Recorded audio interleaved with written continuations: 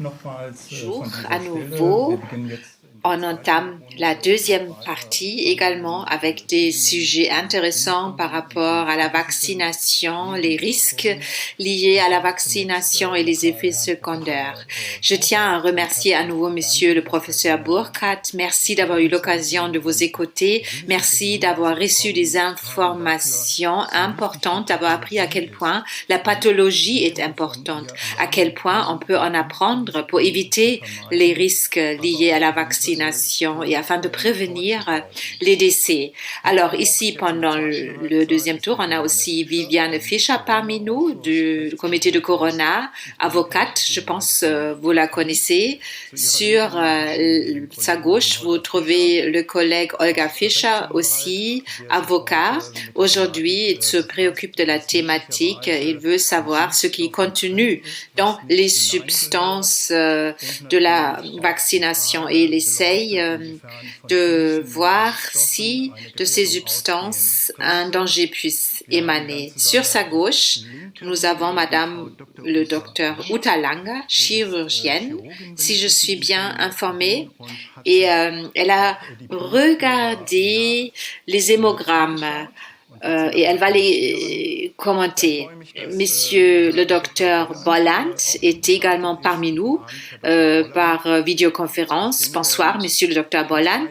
Je pense une question importante nous lit. Bon, la vie n'est pas seulement composée de hasard. Il y a 2 semaines, 2 médecins m'ont passé un coup de fil, m'ont dit, Monsieur Ilma, ça ne peut pas être ça peut pas être juste un hasard. J'ai encadré depuis longtemps des patients atteints de cancer. Elle a donné 2 exemples et aujourd'hui, je veux partager un des exemples de manière anonyme.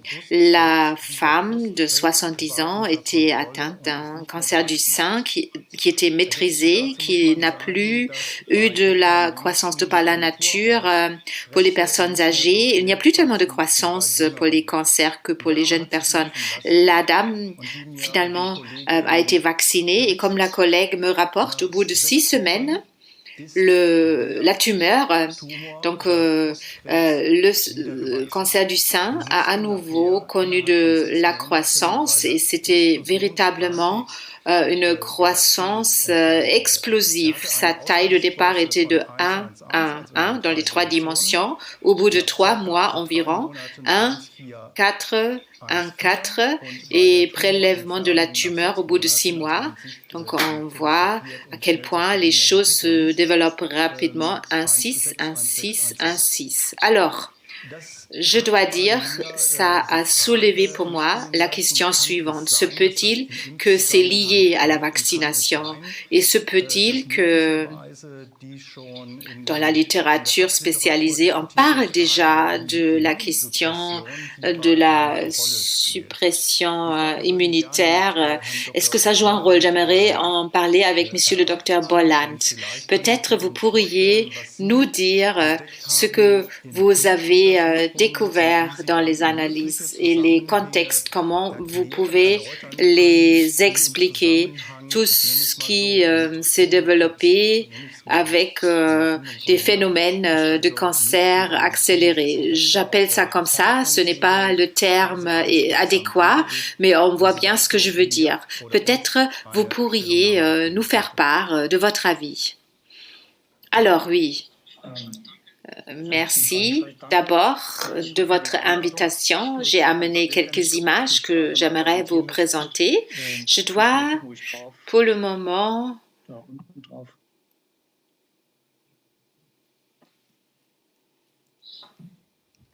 vérifier.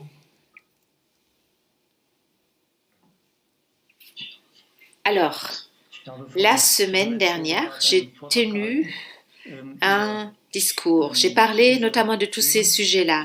Je dois vous dire Je suis médecin généraliste, cependant ma spécialisation, c'est la médecine alternative. Donc c'est à base des plantes, à base des terres, l'homéopathie, l'acupuncture depuis 39 ans. J'avais affaire à tout ça. Donc j'ai des idées bien différentes de ce que c'est la médecine. Donc je pose des questions bien différentes. Il y a quelques semaines, Madame Fouquetal m'a envoyé les images que voici. Sur la gauche, de par le microscope en champ sombre, vous voyez le sang d'une personne en bonne santé. Vous voyez les globules. Et donc, c'est d'usage dans le microscope en champ sombre. C'est comme un balai de petites filles. Vous voyez après le sang de la même personne 4 heures après la vaccination. Alors, les images, quand je les ai regardées, ça m'a amené tout de suite à chercher mon microscope en champ sombre au grenier et j'ai regardé toutes les images. Vous voyez donc l'autre image, une semaine plus tard, vous voyez ici la formation de rouleaux et ça a été confirmé de par de nombreux autres experts dans le monde.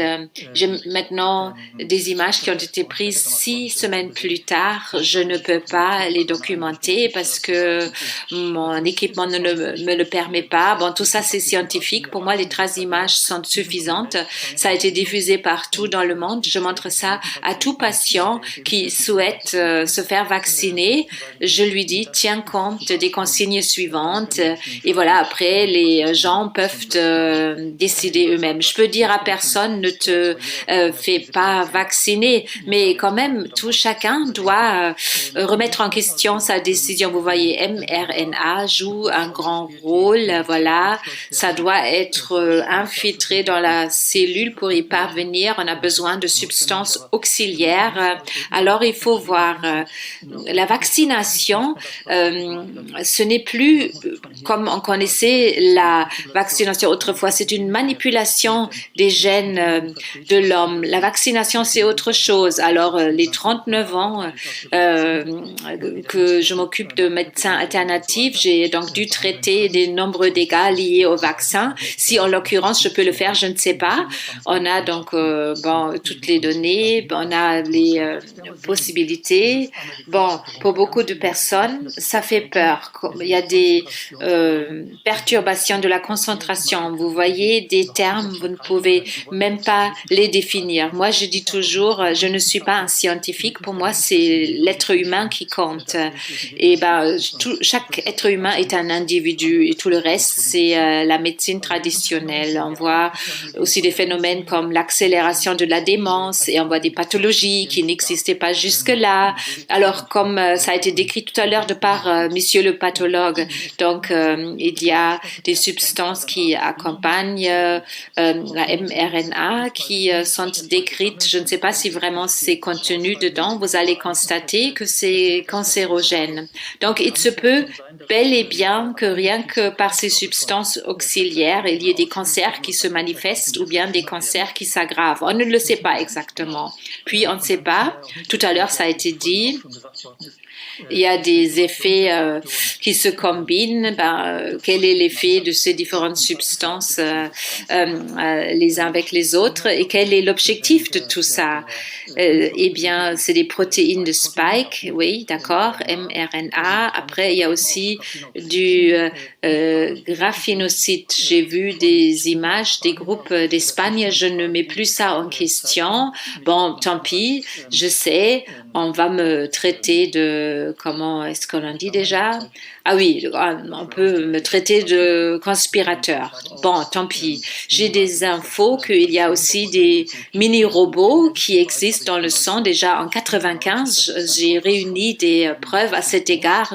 C'était dans un exposé de quelqu'un qui doit savoir. Les gens qui ont inventé cette vaccination, eh bien, ils ont 30 ans d'avance par rapport à nous. Beaucoup de milliards ont été investis investi, des milliers de scientifiques ont travaillé pour aboutir à ce résultat.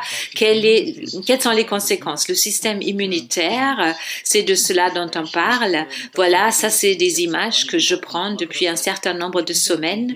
Tous ceux qui sont vaccinés déjà à 2 reprises, je les invite à faire des prélèvements de sang pour que je puisse analyser leur sang. On a développé des standards, on a l'image, on regarde les thrombocytes, les détimères, on regarde d'autres facteurs par rapport au foie pour avoir une impression générale. Rien que ça, c'est intéressant. Vous voyez à quel point c'est un biais, toute cette situation immunitaire. Je veux me limiter à 2 images parce que parmi le public, il y a de nombreuses personnes qui ne sont pas des médecins. Ici, ça ressort très clairement. Les images que je vais vous montrer, c'est de 2 personnes qui se sentent pourtant en bonne santé. L'image que voici est récente. J'ai vu ça d'un patient. Je lui ai passé un coup de fil aujourd'hui. Bon, il a eu une valeur d'inflammation de 31. Il a dit, je suis complètement bien portant. Je ne crois pas que je sois aussi malade, c'est pas possible. Mais on le voit, les lymphocytes, les cellules T, les cellules B et les cellules MK, les sinomées cellules qui tuent. Là, on doit se dire, il y a quelque chose qui ne va pas. Ce que je vois ici, les dégâts, comment puis-je les réparer? Pour moi, ce qui est important, c'est intéressant. Merci, merci. Aujourd'hui, en fait, on voulait tout juste présenter la constellation générale, comment ça change l'hémogramme, les méthodes de traitement, tout ça. Je pense que ça doit être traité ailleurs. D'accord, merci. Juste les 2 images, j'ai voulu vous les montrer, vous dire ce qui retient mon intérêt. Je ne suis pas un scientifique. Voilà, 2e image, aussi d'une patiente jeune de 21 ans. Elle est venue il y a quelques semaines, pile après la vaccination. Elle avait un bras COVID, donc une paralysie du bras. Alors, on a pris l'image que voici. On voit aussi cette grande contradiction. Elle-même, elle se sent bien portante. On suppose donc qu'il y a l'épuisement aussi, la fatigue, la faiblesse que ressent l'être humain. Et bon, je pense la question de la mitochondriopathie, c'est difficile pour en amener la preuve. La question qui se pose, c'est celle de savoir ce que l'on peut faire. Alors, seulement lorsque c'est bénin, on peut le reconnaître. Après, on peut le reconnaître grâce à la thérapie. Lorsque on fait de la thérapie, lorsque on remet en état les érythrocytes, on a une chance. Alors, les infarctus que puissent aussi avoir les jeunes, ça peut être lié à ça. On a aplati tous les érythrocytes. Après, pour ce qui concerne le cœur, si on faisait une obduction de ces personnes, comment pourrait-on reconnaître le phénomène? Monsieur le docteur Boland, alors, Madame le docteur Lang, ce que vous aviez observé dans le sang, on a des analyses, on a des prises de photos de ce qui est contenu dans les substances, dans les vaccins. Est-ce que vous pourriez présenter ça, s'il vous plaît? Et après, on va approfondir vos aspects à vous, juste pour que ça devienne un peu plus palpable. Alors, brièvement, pourriez-vous dire d'où proviennent ces images? Alors, oui, c'est un vaccin, c'est des résidus de BioNTech Pfizer et c'est très clair. Là, ça bouge, on voit, c'est très évident. Dans le microscope en champ sombre, on voyait ça sur la lame du microscope, 2 lames de microscope, en bas, en haut, on met une goutte, puis on couvre par une lame, rien ne glisse, rien n'y est ajouté, on le regarde de par le microscope en champ sombre, et voilà, là, ça disparaît à nouveau de l'image. Et puis, dans une autre charge aussi du fabricant BioNTech, on a trouvé la particule que voici, ça pourrait être une puce. Bon, la première image, on ne l'a pas encore vue, j'ai raté quelque chose. La première image, c'était pas encore visible. Robert, je peux pas, il faut que je partage l'écran, que je fasse le partage de l'écran. Oui, il faut activer cette fonction-là. D'accord. Bon, ça maintenant, on le laisse tel quel? D'accord, ok. Si M. Bolland veut le voir, bah, il faut qu'on fasse le partage de l'écran. D'accord, ok.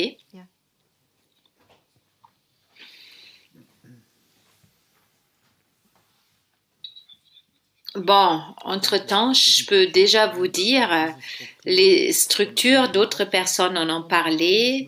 Je crois, ça se trouve encore dans la présentation. Bärbel Bigthala, là aussi, sur ces images, on a pu repérer cette structure. Ça, c'est récurrent par rapport aux matériaux combinés de BioNTech. Vous le voyez? Vous pouvez le voir, monsieur le docteur Bolland? Je ne l'entends plus. Je crois que si, je crois qu'il nous entend. Bon, il le voit, mais moi, je ne l'entends plus. On n'entend plus rien. Si, je vous entends. D'accord, une charge de BioNTech. Alors, qu'est-ce qu'on voit sur l'arrière-plan? Il y a beaucoup de choses qui bougent. BioNTech, ça bouge. Ici, on le voit très clairement. C'est les vaccins, peut-être les nanolipides. Alors, c'est les points clairs que l'on voit. Peut-on parler de la taille de l'objet en question? Eh bien, la taille, ça peut aller jusqu'à 40 mu, je dirais. Ouais, d'accord. On a trouvé des particules jusqu'à 0,5 mm, d'une taille voilà, de 0,5 microscopie traditionnelle. Monsieur le professeur Burkhardt l'a aussi détecté. Ici, à nouveau une image, même produit aussi de par la microscopie normale, c'est le même objet 3 mois plus tard, ce qui est en train de flotter. L'objet le plus important, c'est ça, c'était sur la lame du microscope, après à l'état séché, quelques mois plus tard.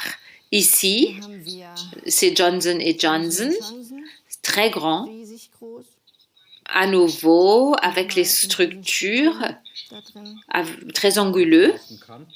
Donc là aussi, il faut dire qu'est-ce qui se passe si ça arrive dans les vaisseaux capillaires. Eh bien, transporté dans les ganglions, déjà c'est très grand. Alors pour les petits capillaires, c'est très grand. On sait bien, si je peux me mêler de tout ça, nanoparticules, on sait que les macrophages, les phagocytes, des fois ça marche pas, notamment lorsque c'est anguleux, on sait ça des polystyrènes, des graphène-oxyde et autour des particules, il y a une biocorona qui se forme. Beaucoup d'études analysent ça, donc des protéines, mRNA, ça l'enveloppe, donc le corps rend ça non nocif, mais c'est un processus d'inflammation autour de la nanoparticule. De bonnes études par rapport à ça ont déjà été élaborées. Merci beaucoup. Là aussi, c'est Johnson & Johnson. Tout ce qui bouge, c'est ce petit objet volant. Ce petit objet volant, on l'a aussi retrouvé dans d'autres échantillons. Et eh bien, je dois dire, ça a toujours cette forme-là. Ça ne peut pas être lié à l'hasard. Ça se répète. Ce petit élément en haut aussi bouge également. Et puis, ça aussi on le voit. Ici, c'est le sang d'une patiente vaccinée. On voit la formation de rouleau. Et voilà, là, ça traverse l'image. Ce n'est pas un cheveu, ce n'est pas un bout de tissu. On a pris d'autres images pour pouvoir comparer. C'est comme les couches de graphène. C'est extrêmement long et c'est anorganique. Ça veut dire quoi exactement? Que c'est quelque chose de non corporel. Les pathologues peuvent en dire davantage. Ce n'est rien de biologique, ce n'est rien de ce qui existe normalement dans un corps humain.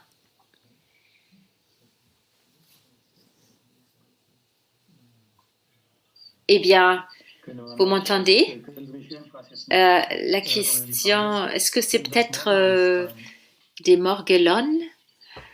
Oui, j'ai vu après des images de cette étude espagnole, c'était comme les couches de graphène. Que ça soit des morguelones, je ne pourrais pas vous le dire. Les structures aussi étaient récurrentes. On les a reçues de scientifiques différents et ça a été toujours détecté dans le sang de personnes vaccinées, pas avant la vaccination. Là, c'est un frottis d'une patiente que j'encadre. Après le deuxième vaccin, elle a eu cette paralysie du côté gauche. Elle a maintenant des poussées de la sclérose multiple en plaques, les corps auto-immunitaires du type cérébral. L'image que voici a été prise 6 mois après la vaccination. Alors, il y a ces particules métalliques et tout le sang autour, là, cette forme, ce n'est plus de la substance vivante, c'est juste ces particules qui restent vivantes. Et le granulocyte, c'est une cellule qui essaye d'anéantir les impuretés. On a donc ça en droit. Sur la droite, en haut, il y a un granulocyte. Ouais. Maintenant, c'est des images qui n'ont pas été prises par moi. Ça, c'est Bärbel Gitala. Madame Gitala a envoyé cette image, les images les plus récentes envoyées par Madame Gitala. Là aussi, à nouveau, on a ces espèces de ficelles, de sutures. Elle a dit que ça a été agrandi par facteur 6 et c'est au bout d'une vaccination avec BioNTech. Avec une vaccination, donc BioNTech, il y a des impuretés dans le sang. On voit à nouveau les globules agglutinés, donc les érythrocytes tout autour. Tout est beaucoup plus petit maintenant. Et Madame Elena Kren, elle est donc aussi médecine alternative. Là aussi, il y a ces structures en longueur. Les érythrocytes se présentent toujours assez bien. Un aspect plutôt bien et dans un agrandissement, à nouveau ces structures longitudinales, on ne sait pas ce que c'est. Ce qui est intéressant, là c'est presque une forme rectangulaire que l'on observe. Je montre le film? Est-ce que je montre le film? Ouais, le film, il faut aussi le montrer si ça vient juste après. D'accord, on montre le film. Alors ici, vaccin BioNTech, on le voit affiché en bas. On peut agrandir l'image? Oui, BioNTech, vaccin BioNTech. On a ici un résidu, on essaye de le délivrer de manière refroidie. En le mettant sous le microscope, ça va se réchauffer, ça devient très actif. Un tel vaccin vivant, on m'en a parlé à plusieurs reprises, ça n'existe que pour BioNTech. Moderna, c'est plutôt problématique. Moderna, en règle générale, on ne peut pas en obtenir des substances résiduelles. On a à nouveau ici cette structure que voici comme un cintre. On voit aussi à nouveau des substances qui bougent. Alors, si on mettait AstraZeneca sur la lame, elle était calme, on ne voyait pas des impuretés, pas tous ces mouvements. Maintenant, c'est Janssen ou Johnson. Là aussi, une goutte. Dans la goutte, il y a toute cette chose agglutinée, cette particule. Ça va de pair avec ce qu'on a vu sur les autres images de Madame Dr Langers.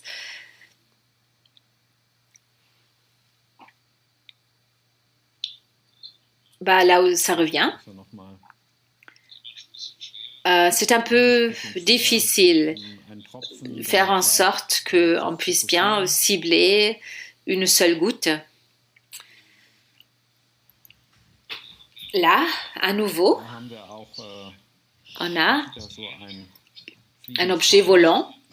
On a du mal pour vraiment bien le voir.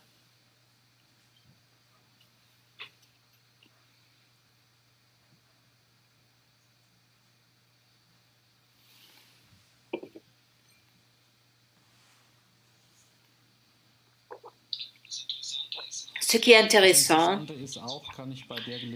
voilà, Combinati BioNTech, ce qui est intéressant à cet égard, on n'a même pas besoin de microscope spécifique. Même avec un microscope à lumière, on peut déjà voir beaucoup de choses. La question qui se pose est celle de savoir, mais ça devient tout de suite un résumé juridique, pourquoi l'Institut Paul Ehrlich ne voit pas tout ça? Eh bien, je pense parce qu'ils se tiennent juste à l'aspect, s'il n'y a rien qui flotte lorsqu'on met l'ampoule devant l'œil, on croit déjà que c'est suffisant. Si on regardait de plus près, on pourrait le voir, parce que tout chacun est en mesure de le voir. Tout chacun peut s'apercevoir des impuretés qui se répètent et pas comme c'est arrivé récemment au Japon pour Moderna. Donc après ça sèche, ça ne bouge plus. Après, quand ça continue à sécher, il y a ces formes cristalliques pour ce qui, voilà, c'est Johnson & Johnson. Et bien sûr, personne ne sait ce que c'est. Les points blancs, c'est tout d'abord une image esthétique. Bon, on a des autorités, normalement, on a des instituts fédéraux qui devraient nous expliquer ce que c'est au milieu de l'image. Il y a cet objet volant triangulaire chez Johnson & Johnson. Ça n'arrive pas souvent, mais c'est là.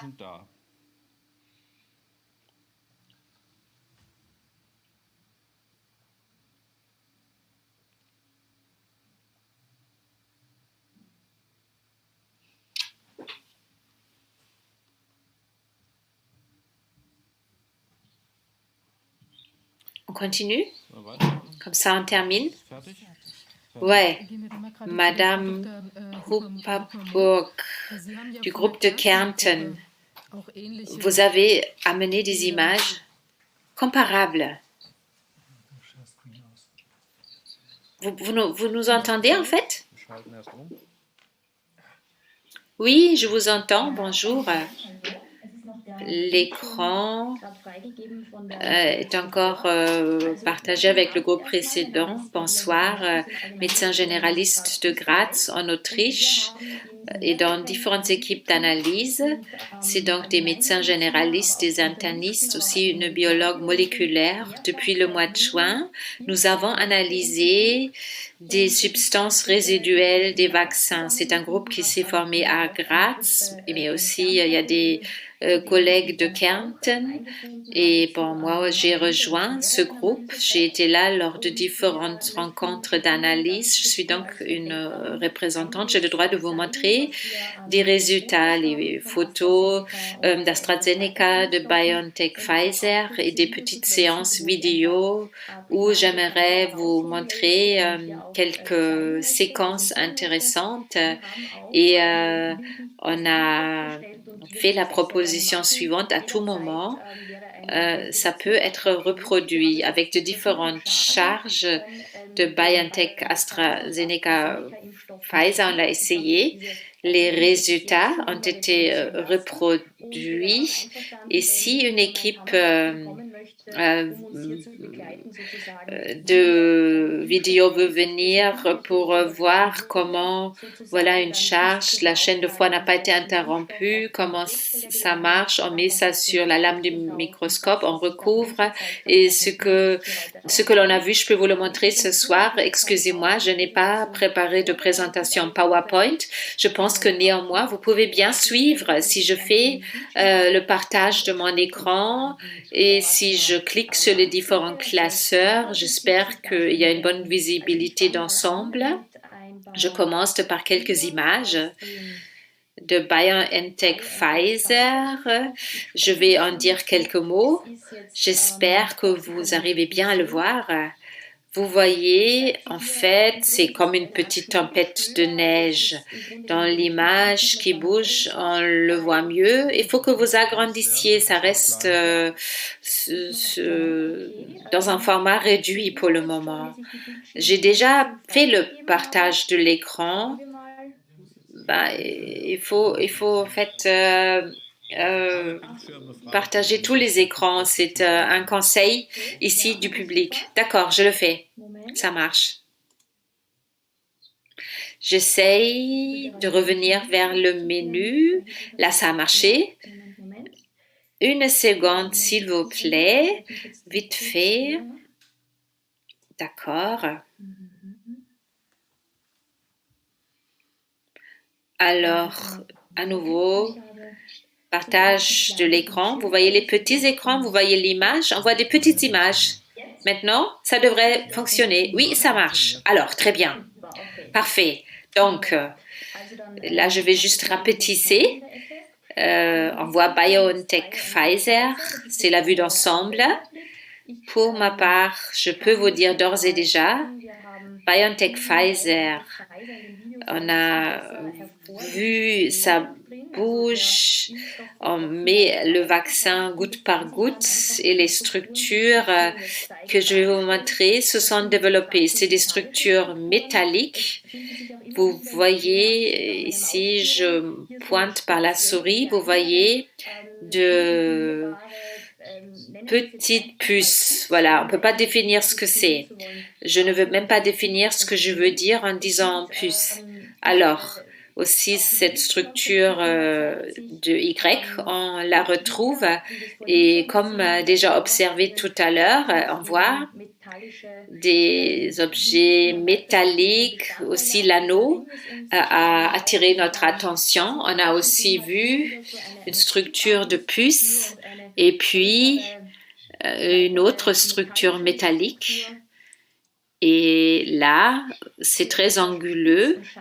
Ça s'est répété encore et encore lors de différentes analyses par rapport à cette image. Il y a un bon film que j'aimerais vous montrer. Et voilà, vu d'ensemble par rapport à AstraZeneca, j'aimerais vous montrer également quelques images.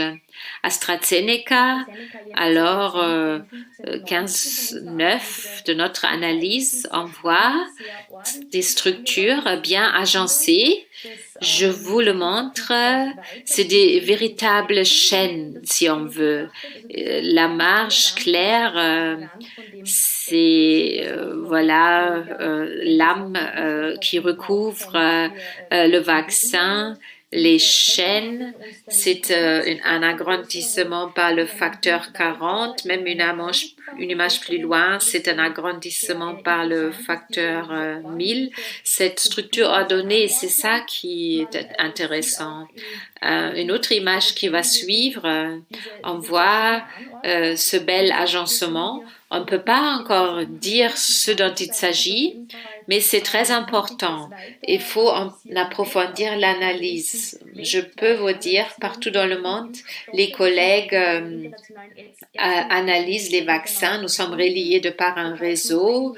Nous organisons des rencontres en ligne. Ce que je vous présente, beaucoup de groupes d'experts le remarquent. On voit les particules plus grandes, les particules plus petites. Là, notamment, eh bien, on ne sait pas exactement ce que l'on y observe. Si on parle avec ceux qui connaissent le microscope en chambre, ils disent des fois c'est des structures parasitaires. Mais bon, ici c'est juste l'analyse d'un vaccin. Je ne veux pas surinterpréter, juste vous dire ce que nous avons vu lors de l'analyse. J'en viens aux clips, aux vidéos. Je trouve que c'est des vidéos très intéressantes, notamment ceux qui n'ont jamais vu ça. Eh bien, là, ils peuvent te voir, nous, lors des analyses, comment ça se présente sur le microscope. C'est vivant. Vous vous souvenez encore? Cette particule, on l'a vue sur les photos. Maintenant, j'accélère un petit peu. Sur l'image, il y a à nouveau ces structures. J'ai encore d'autres éléments à vous montrer. Là aussi, ces structures métalliques très anguleuses. C'est partout, on le voit partout. Et en fait, par ailleurs, un autre petit film, quelques séquences sont très intéressantes. N'ayez pas peur, la longueur est de 13 minutes, mais j'aimerais juste vous montrer ce qui me semble le plus important. Je regarde les time codes, alors 3 minutes. Vous allez voir ce qui entre sur l'image, 3 minutes 40. Maintenant, j'accélère des structures très grandes. C'est transparent à l'intérieur, très nettement délimité. Sur la surface extérieure, on ne sait pas ce que c'est, mais c'est là. À nouveau, ces petites plaques très anguleuses, c'est cet dynamisme qu'on observe, notamment, c'est ça que je trouve impressionnant. Il faut qu'on s'imagine. Tout ça, c'est dans une goutte de vaccin, c'est contenu là-dedans. Bon, nous, on l'a vu souvent, ça ne nous surprend plus, mais il faut quand même que ça donne à ce spectacle. J'essaie à nouveau de cliquer sur un time code, eh bien, pour vous montrer un endroit où ça devient plus intéressant. Là, à nouveau, ces petites structures, petites, anguleuses, ça pollue. Il y en a